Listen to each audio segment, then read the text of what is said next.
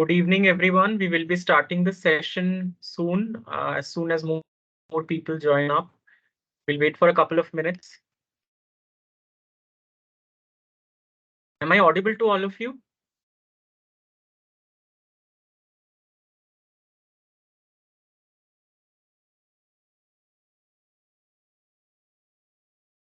Hello, am I audible?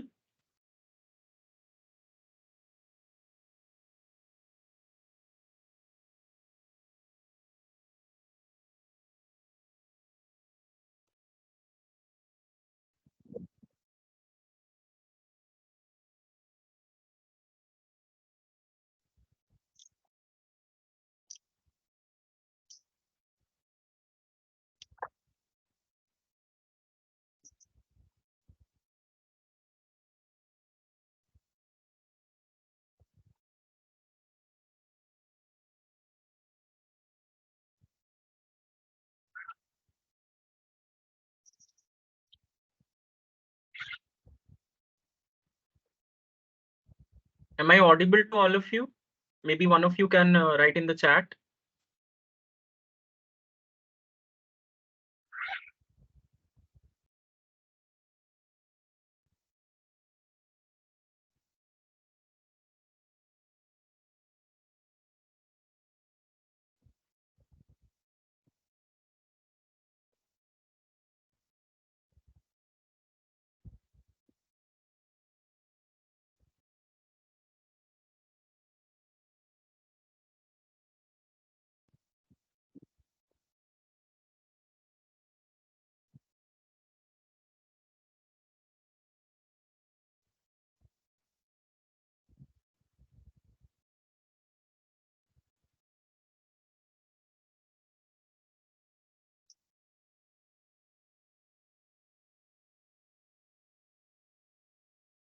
We'll wait for 2-3 more minutes before we begin.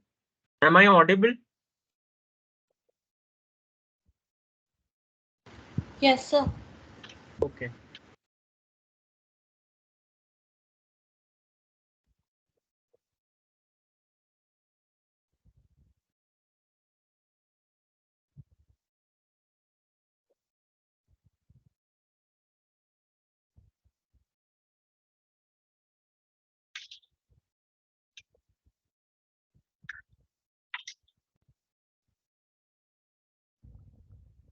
I'll request all of you to mute yourself and only unmute when required.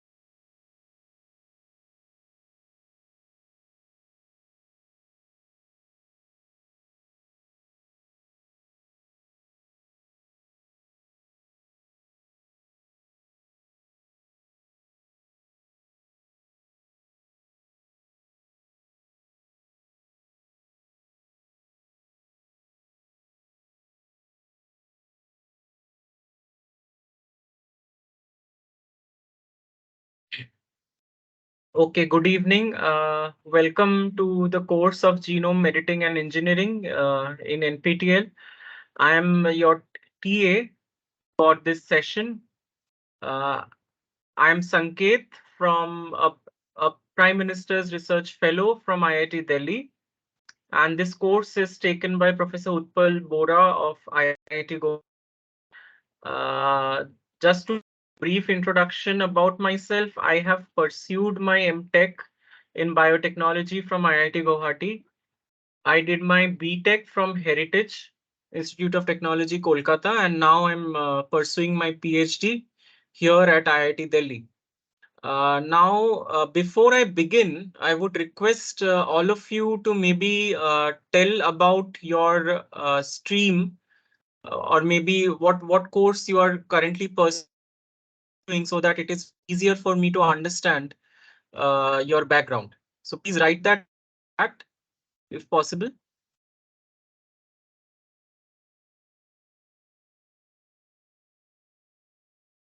What are you pursuing currently?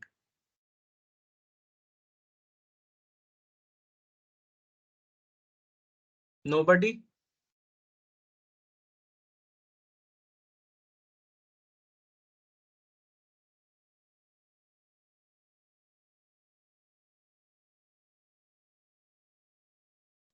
Sir, Anshul, Divyanshu, actually, some. option to chat is not visible to me. Okay, okay. Just let me see the settings once.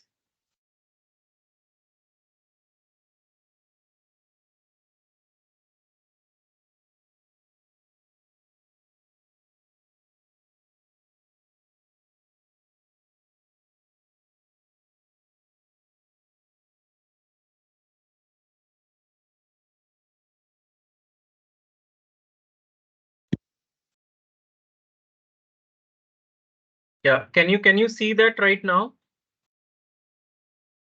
Or is it still not Yes, sir. visible? Yeah, please write in the chat about what are you currently pursuing. Maybe all of you could write that. 12 of you have joined already. Sir, the chat is not visible. Sir, it Okay, says then, that we have run into a technical snag. Please try again.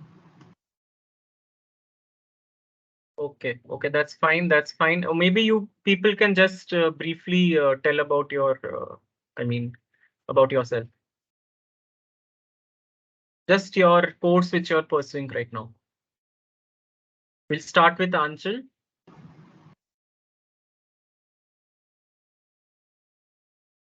Okay. Anybody else?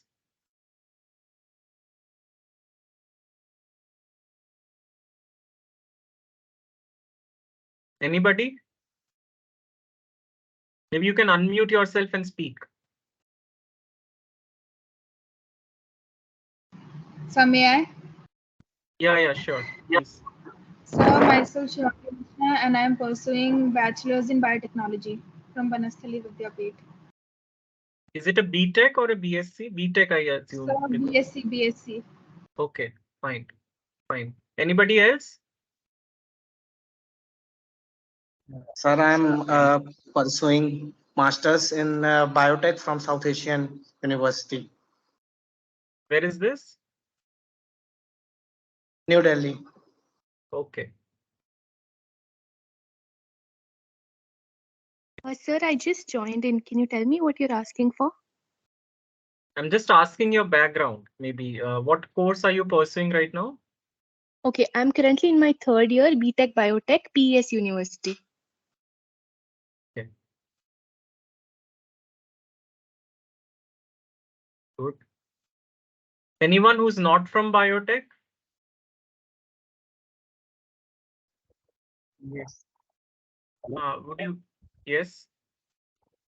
I'm Christopher. I'm doing MSc in microbiology at Central University of India. You're pursuing MSc in Microbiology at Central University of microbiome. India. Okay, okay, that's good.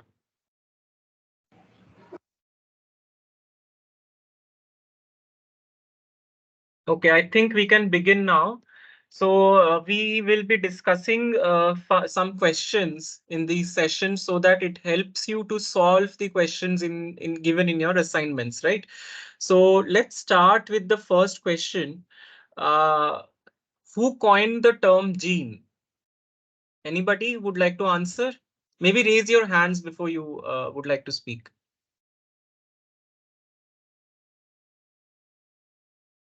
Yeah, Nikita. Sir, B. Yeah, Wilhelm Ludwig Johansen, he was the person, you're right, who coined the term gene. And about these people, so Gregor Mendel, he was famously known as the father of genetics. He studied about the inheritance of traits in pea plants, and he essentially he characterized these traits as factors. Now, and he was the ones who developed the laws of inheritance. Now coming to the next person, Wilhelm Ludwig Johansen, he coined the word gene in the early 20th century, 1909 to be precise. He was a Danish botanist. And Watson and Crick, another option that was given, Watson was given. So he had the role in discovery of DNA structure.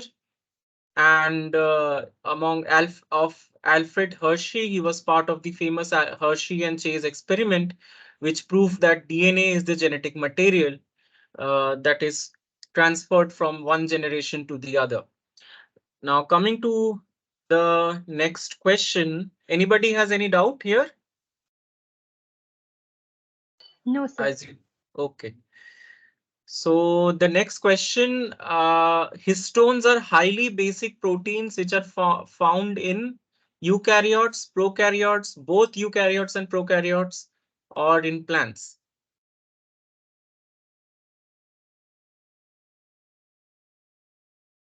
Anybody would like to answer?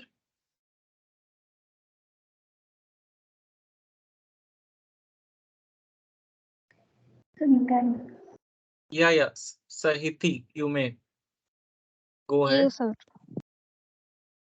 In eukaryotes, right? You are right. So eukaryotes is the right answer. So to tell you briefly about histones, there is histone octamer where it consists of H2A, H2B, H3, and H4 proteins. And additionally, H1 is also included in the nucleosome. They are negatively charged proteins, or we can say these are basic proteins. Hence, they bind strongly to negatively charged DNA or the acid. Basically, DNA is deoxyribonucleic acid. So a basic protein hence binds to an acidic nucleotide or nucleic acid. And the complex of this histone and the nucleic acid is called nucleosome. Now, each nucleosome is composed of DNA, which is wound around 1.65 times around a histone octamer. So that's what it is there. Is it clear to everybody? Okay. I'll not ask every time. Maybe if you have any doubt, you can raise your hands. Now, coming to the next question. Mostly prokaryotic and eukaryotic chromosomes are both linear, both circular. Prokaryotics are linear, eukaryotics are circular, or prokaryotics are circular and eukaryotics are linear. Any answer?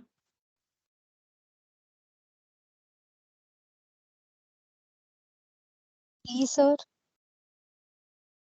B. B or D? D, sir. Yeah, so prokaryotics are circular. They have circular chromosomes, whereas the eukaryotic DNA linear chromosomes. You're right. So in the slides also, you must have, in the lectures, you must have come across this slide about the differences between prokaryotic chromosomes and eukaryotic chromosomes. So essentially, prokaryotic chromosomes, they contain a single circular chromosome, whereas eukaryotic chromosomes, they contain multiple linear chromosomes. Prokaryotic chromosomes are condensed in the nucleoid via DNA supercoiling and the binding of various architectural proteins, whereas eukaryotic chromosomes are condensed in membrane-bound nucleus. That is one of the characteristics of eukaryotes via histones. Prokaryotic DNA can interact with the cytoplasm. Transcription and translation occur simultaneously. In eukaryotes, transcription occurs in the nucleus, whereas translation happens in the cytoplasm. So where does replication occur? In eukaryotes, can anybody answer?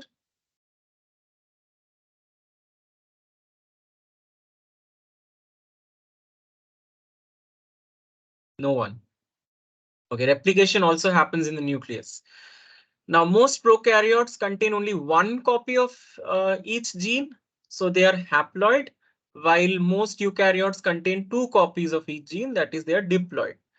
Now, non-essential prokaryotic genes are commonly encoded on extra chromosomal plasmids, while some eukaryotic genomes are organized into operons, but most are not. Then we have prokaryotic genomes are efficient and compact, containing little repetitive DNA, whereas eukaryotes contain large amount of repetitive DNA. They are called repeats, and also non-coding DNAs. Now, extra chromosomal plasmids are not usually present in eukaryotes. These are the differences. Then coming to the next question, question 4. The first recombinant DNA molecule was created by? Any answers?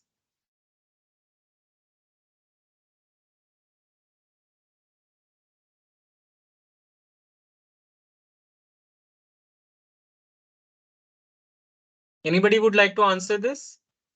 Sir, B. Stanley Cohen. Stanley Cohen. Okay.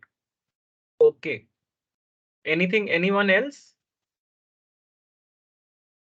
Any other answers? C. Yeah, Paul Berg. Yeah, that you are right. Paul Berg is the right answer. So he created the first recombinant DNA molecule. So Paul Berg in 1972 created the first recombinant DNA molecule by combining DNA from the monkey virus with that of the lambda virus. So this is essentially how recombinant DNA is produced. There is a plasmid and you have a target gene. Both of these are digested with restriction enzyme so that we can create sticky ends. And later these sticky ends are joined using the enzyme ligase and we get the recombinant DNA. So what did the other people, Herbert Boyer and Stanley Cohen, they created the first transgenic organism by introducing antibiotic resistance genes into the plasmid of E. coli in 1973. And in 1960s, Werner Arbor and Matthew Messelson, they studied about type 1 restriction enzymes for the first time. So they essentially were given also a Nobel Prize for their discovery about restriction enzymes. So let's go to the next question. The first type 2 restriction enzyme HindD3 was identified from Escherichia coli, Haemophilus influenzae, Helicobacter pylori, or Bacillus subtilis. B. B. Haemophilus influenzae. You're right. You're right. So that is the right answer. So do you know the nomenclature of enzymes?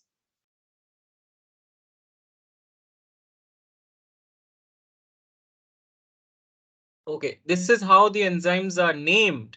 So essentially, like BAMH1, it means it is from the genus Bacillus, which is amyloliquefaciens. The H stands for the strain, and the order is 1, 2, or 3. So essentially, if it is discovered first, then it is 1, then 2, then 3, and like that. So similarly, we have EcoR1, EcoR5, and PST1 as well as an example. Okay. Question 6. Type 2 restriction enzyme has two identical subunits, two different subunits, three different subunits, or only one subunit.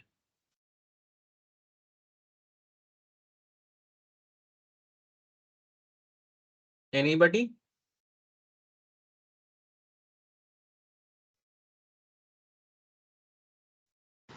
A. Two identical subunits. Yes, you are right.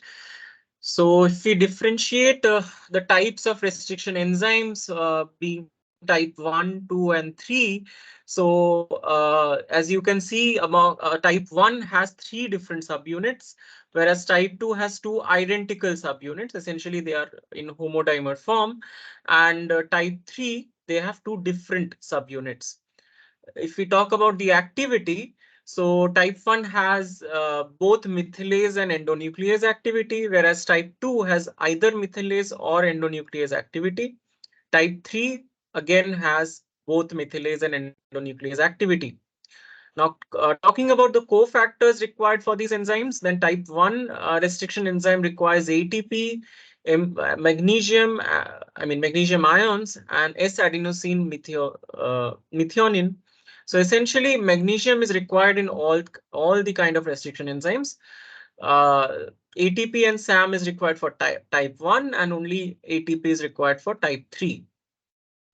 So the cleavage site or the restriction site of these enzymes are, if we compare them, then type 1 has a random restriction site around 1000 base pairs away from the recognition site, whereas type 2 enzymes, they have their restriction site near the recognition site, or at most of the times at the recognition site. And in type 3 restriction enzymes, they have their restriction site 24 to 26 base pairs downstream of the recognition site. So is that clear? Okay, I hope that is. Now coming to the next question, question 7. So M13 bacteriophage, it contains a double-stranded filamentous DNA, double-stranded circular DNA, single-stranded filamentous DNA, or single-stranded filamentous RNA. C. Single-stranded filamentous DNA. Yes, you are right. So if we talk about the bacteriophages, there are two bacteriophages which are used for cloning. It's either the lambda phage or the M13 phage. Now both can infect E. coli. Lambda phage, it has double-stranded linear DNA genome, and M13, it contains single-stranded filamentous DNA as their genome. So this is the diagram of the M13 phage. Now question 8. Crytoxin is produced by Bacillus thuringiensis, Bacillus subtilis, Pseudomonas aeruginosa, or Escherichia coli. A. Sorry. So A. Yes, Bacillus thuringiensis, also called as Bt toxin. So you're right. So a brief idea about Bacillus thuringiensis. So it contains these crytoxins. Okay, these are in crystal form. So it forms during sporulation, and it aggregates to form crystals, and they essentially are toxic to insects belonging to the order of Lepidoptera, Coleoptera, Hymenoptera, Diptera, Nematoda, like this. So these crytoxins are toxic to these kind of insects. So it's essentially a biopesticide. And this is the reason why Bacillus thuringiensis is used for developing genetically modified organisms, plants, essentially, since they will have their natural biopesticide function. Now coming to the next slide, BT plants are designed to control A. Lepidopteran pests, B. Weeds, C. Bacterial infection, or D. Fungal infection. Option A. Yeah, we have already answered this in the previous slide. So it will be option A. Lepidopteran pests, essentially insects, will be affected by this bacteria. Now coming to the next slide, ORI-C is a replication origin, it's a transcription origin, translation origin, or it's a cell division origin. Option A. Okay. Why is it not cell division origin?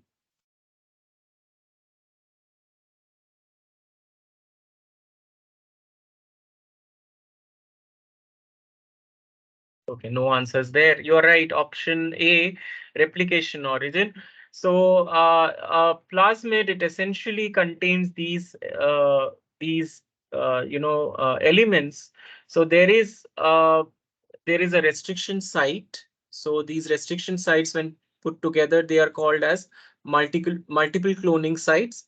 This is where you will insert your gene of interest. And before this multiple cloning site, there is a promoter. Then there are selectable markers present in the plasmid and the origin of replication. So it is from here, these origin of replication, where we see that the plasmid starts replicating. So yeah, why cell division? It cannot be called as the origin of cell division, because a cell might not divide, but the plasmid may replicate. That might happen. So anything else? Any other doubt that you have from the lectures?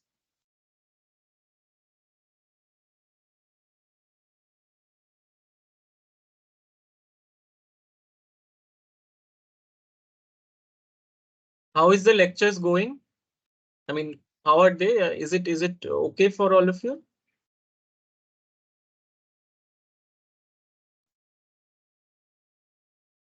There's no response.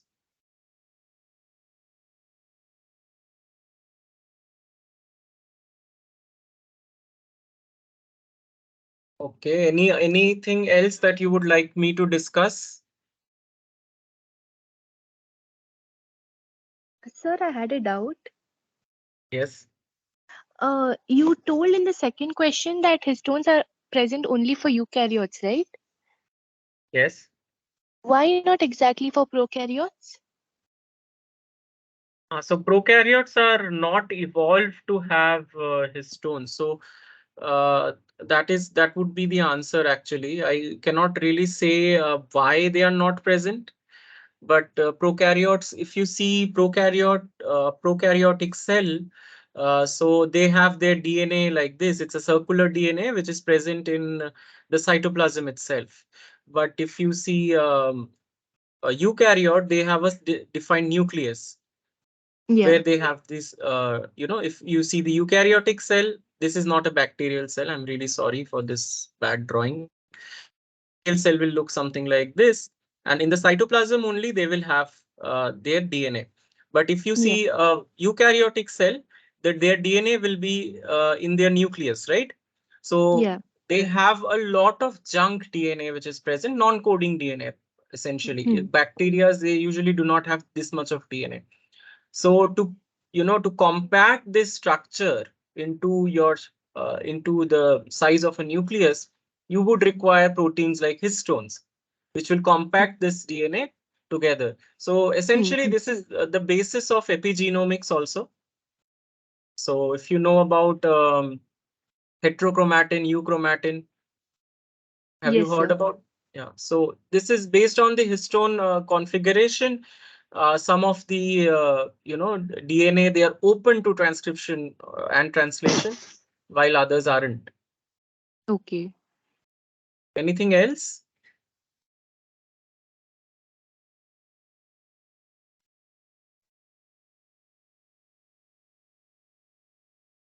Any other doubt from any one of you? So, Yes. can you clear up the concept of different vectors? Okay, this was covered up in the lectures, right? Yes, Okay, I different had way. asked a doubt regarding that on the discussion forum, but I didn't get a reply. It was in, wait, let me have a look. It was in lecture 2, I guess. Yes. Give me a moment.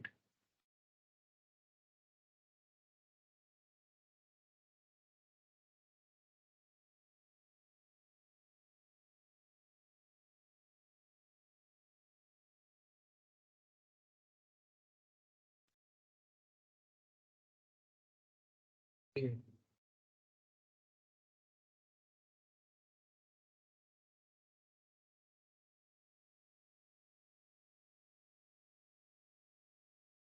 Hi, am I audible? What do you want to ask in specific? So give me a second. I'll open the Okay. PPT. Just give me a second.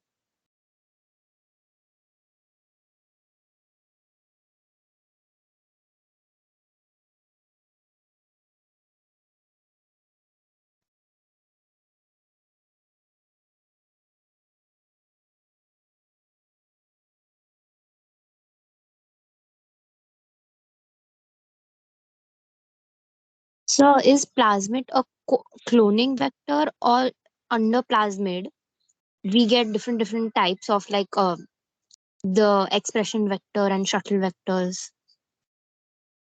Yeah, so plasmids can be both cloning vectors and expression vectors. There are different types of plasmids available, which are specific for cloning or expression.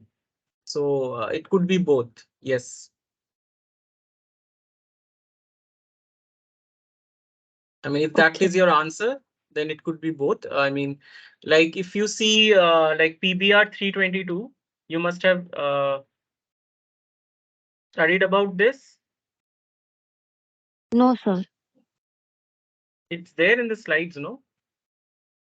Is Matlab it? Oh, right now, but I don't have a background knowledge about it. okay. Or PUC 18, 19, these kind of plasmids. They are usually used, they have a high copy number. So they will essentially increase the amount of your target DNA, whatever you are putting in. But there are some expression systems also, expression plasmids like PEGFP. The examples are given in the slides itself. So PEGFP or some other vectors. So this P essentially stands for plasmid. So wherever you see a small p before a vector, that means a plasmid. So PEGFP is essentially an expression vector.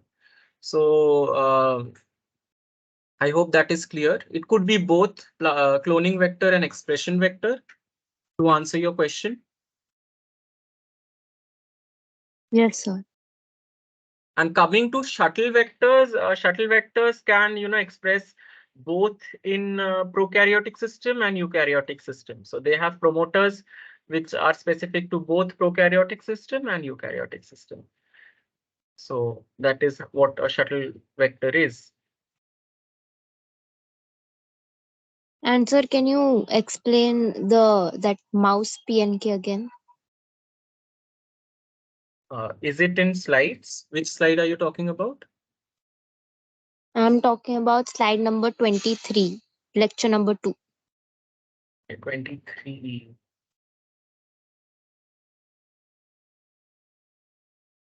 Have a look.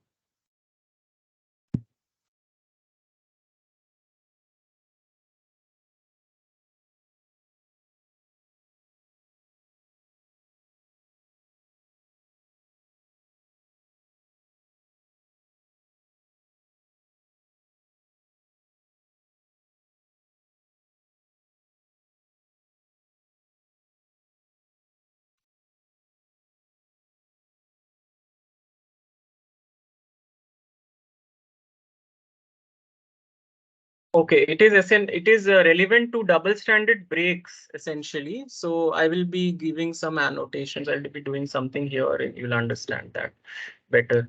So what is a PNK? What is the full form? Polynucleotide Nuclear. Right, kinase. right, right. So whenever there is a double-stranded break, so let's say this is a DNA and there is a double-stranded break. So what happens is there is so there has to be in one end there has to be a phosphate group, on the other hand there has to be a hydroxyl group, so that the DNA repair machinery, the polymerases can work on this DNA, right?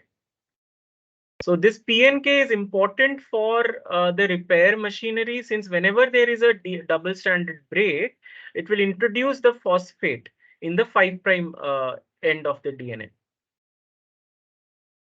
Is that clear? Yes. So that is how it is used. Is there any other question that you have from here? Yeah, what is XRCC1 and XRCC4 and these different pathways that has been mentioned? So, okay, again, base excision repair and BR is base excision repair, NHEJ is non-homologous end joining. So whenever these two, whenever there is a double-stranded break, what could happen? The ends could be simply joined, right? In case of a double-stranded break, the ends could be simply joined, and that kind of repair is called non-homologous end joining. Is that clear till here? Huh. Okay. So what is the other kind of repair which can happen due to double-stranded break? That is called as homologous recombination. Have you read about this? No. Okay. So in case of homologous recombination, what happens? There are like two DNA strands. So there are two alleles in a human. So there are two copies of a gene. There are two copies of DNA. Essentially, you know that, right? Yeah. So whenever, suppose, let's say this DNA, it suffers, this is copy 1, this is 2. If this suffers some damage, so it will repair itself using, recombination with this DNA. The one which is properly, which has not yet been damaged. So this kind of repair is more efficient.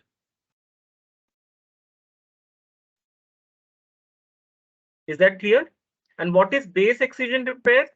Base excision repair is like, suppose you have your polymerase is actually working. So let's say the sequence of your template strand is A, T, G, C, T, A. So what will happen in your the complementary strand? It would be T, A, C, G, and AT. But instead of A, let's say here that is C. So this is a mismatched base, right?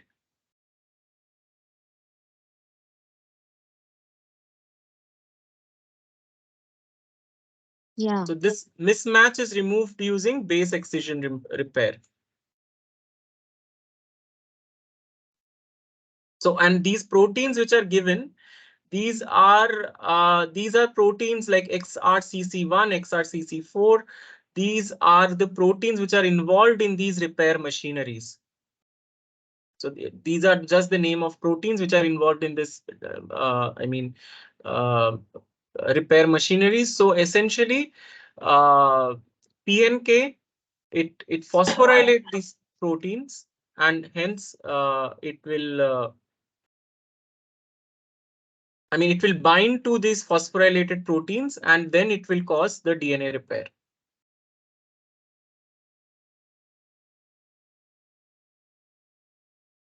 Okay. Thank you.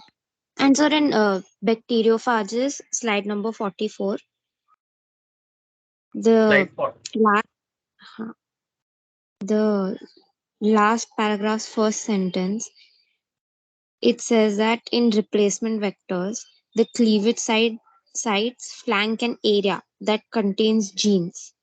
What do you mean by flank an area? Yeah. Flanking means if this, let's say, if this is your gene, okay, this is the part of your gene, right? You understand what is a gene? Yes. So if this is the gene, then the area which is before that, after that, these are called flanking regions. Okay, so the area which is not of interest. Yeah.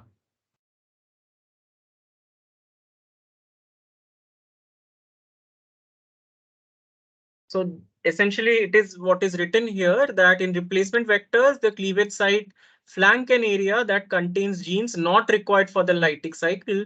This region can be deleted and replaced by the DNA insert during the cloning process.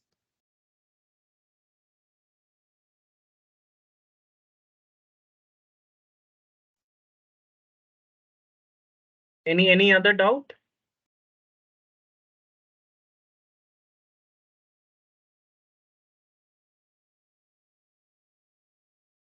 From next sessions, I will then maybe give a brief summary of the lectures. Then it would be easier for you guys to ask doubts there. Anything else? Any other questions?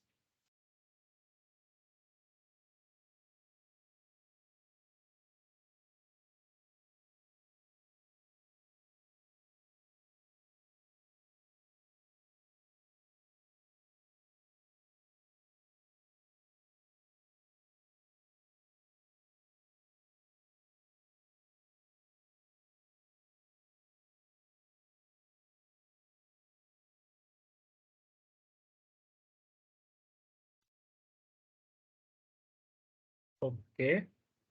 There are no questions further.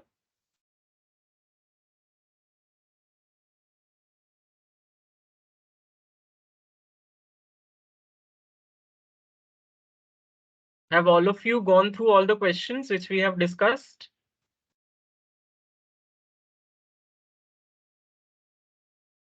Yeah.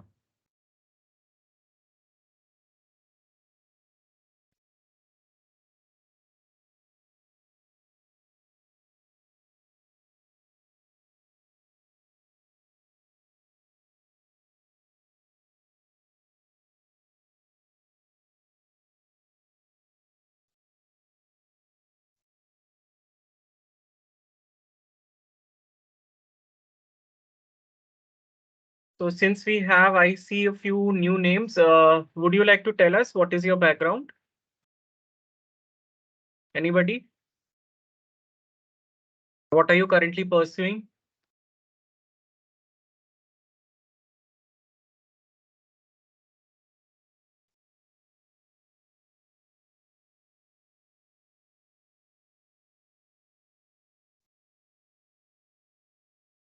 And there is no answer. I will still, for the sake of everybody, I'll just go through the questions once again.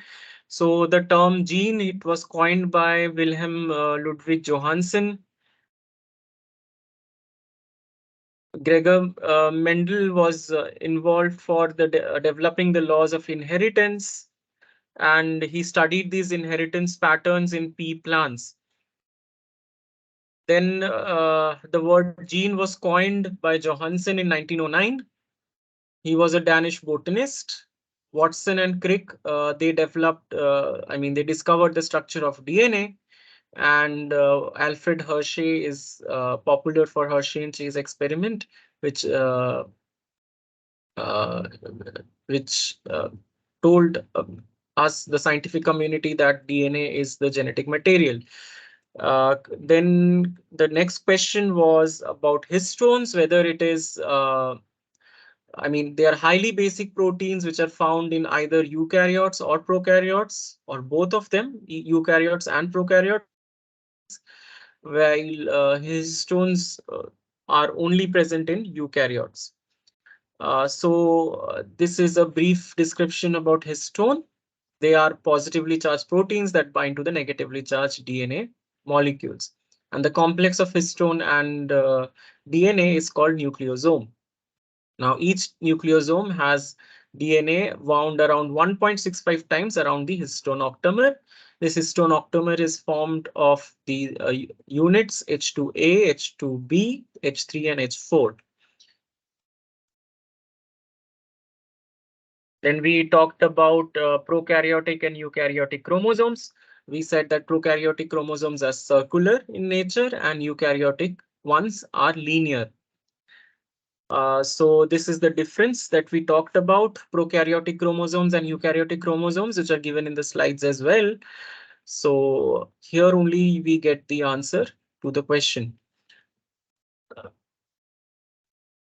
Now, the first recombinant DNA molecule, it was created by Paul Berg. So we discussed about that, how recombinant DNA is produced.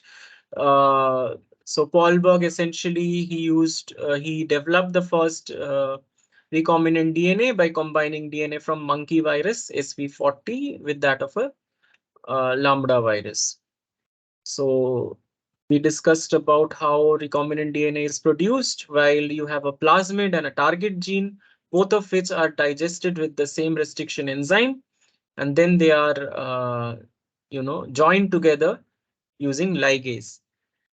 Then we talked about the other options. Herbert Boyer and Stanley Cohen, they created the first transgenic organism by introducing antibiotic resistant genes into the plasmid of E. coli in 1973.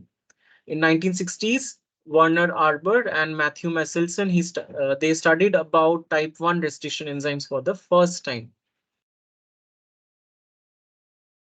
Then the next question, question 5.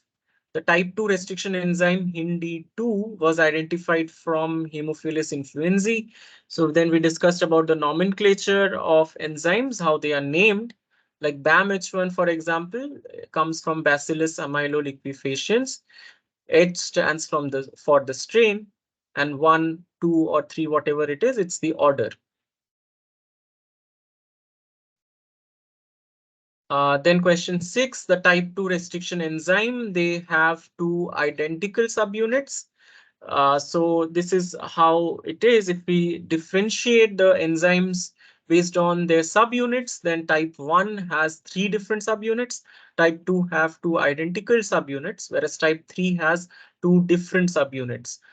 So we also discussed about their cofactor requirements, about their restriction site, the presence of their restriction site away from or near to the recognition site, and their activities. Then we talked about M13 bacteriophage vector, which contains single-stranded filamentous DNA. The other bacteriophage is lambda phage that has a double-stranded DNA genome, and this is the M13 bacteriophage diagram. So both of them can affect E. coli. Now, crytoxin, it is produced by Bacillus thuringiensis. So we talked about Bacillus thuringiensis, about the Bt toxin crystals, which affect specific species of insects, which belong to the order of Lepidoptera, Coleoptera, Hymenoptera, Diptera, and Nematoda. So then we also discussed that Bt plants, they are designed to control Lepidopteran pests. And then we discussed about the origin of replication, or you see in a plasmid is the replication origin. So that's all we discussed today. Anything else? Any other questions?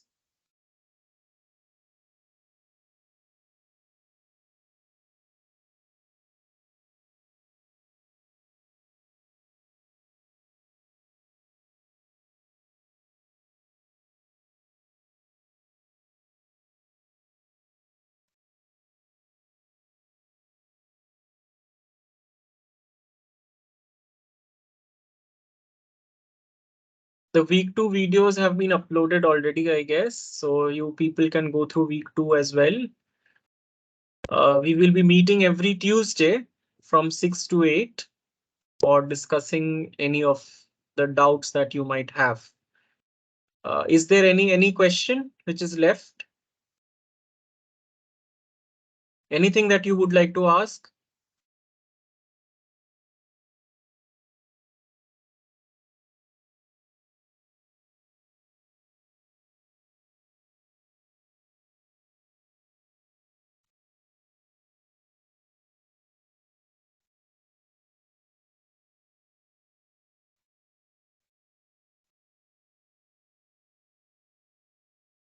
No question.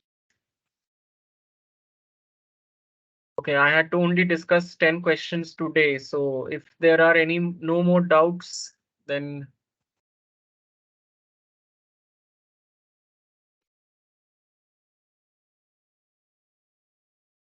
nothing from the slides? Anything?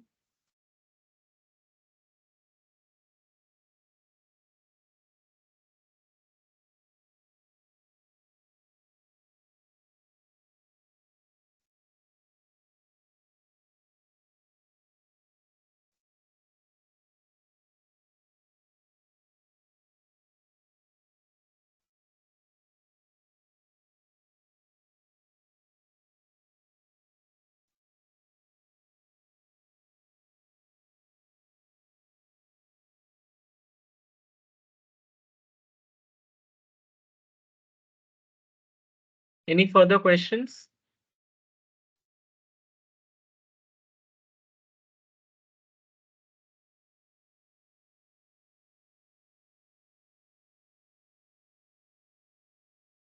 I see people are leaving.